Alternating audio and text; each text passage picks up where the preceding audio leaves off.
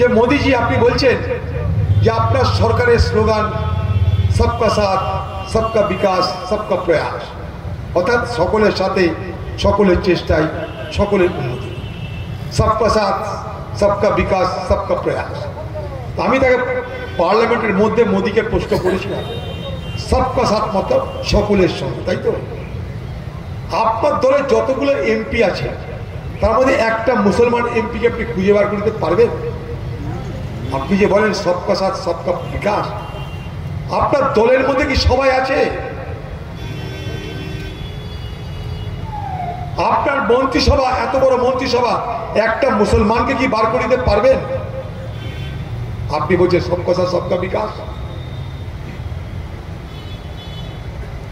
ভারতবর্ষে এমন কোন সরকার কোনো দিকেও দেখেনি যে সরকারের মন্ত্রীদের মধ্যে একটা মুসলমান নাই। বড় অদ্ভুত।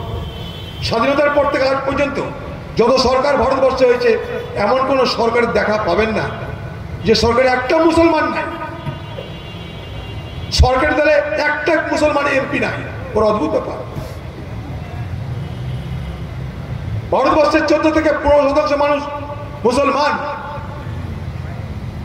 তারা কি দেশের কেউ নয়? পার্লামেন্টে আমরা এইসব কথাগুলো তুলি। হ্যাঁ, আজকের বিজেপি পার্টি দেশপ্রেমের কথা বলছে তো। পার্লামেন্টের মধ্যে দাঁড়িয়ে আমি প্রশ্ন করেছিলাম, এই বাংলায় বিজেপির নেতা শ্যামাপ্রসাদ মুখার্জি আর মুসলিম লীগের নেতা ফজলুল হক দুজনে মিলে সরকার গড়েছিল, মনে করে দেখো। কখন? স্বাধীনতার আগে। সেদিন ভারত পাকিস্তান এক ছিল। তখন আজকের পাকিস্তানের যে সিন্ধ প্রদেশ, সিন্ধু প্রদেশ যাকে বলে, বেনাজির ভুট্টো যেখানে থাকে, সেই সিন্ধু প্রদেশের সরকার গঠন করেছিল মুসলিম লীগ আর হিন্দু মহাসভা মিলেমিশে।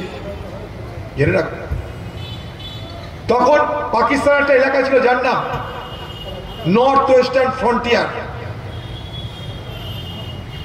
যাকে বালুচিস্তান এলাকা বলা হয়। সেখানে সরকার গঠন করেছিল হিন্দু মহাসভা আর মুসলিম লীগ মিলেমিশে। আজকে তারা আমাদেরকে দেশপ্রেমের জ্ঞান দেয়।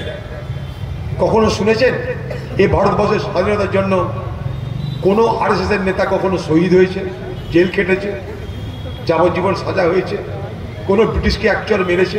কোনোদিন শুনবেন না। করেনি তো কি করে শুনবেন? সেদিন বিজেপির একটাই বক্তব্য ছিল, সেদিন ভারতবর্ষের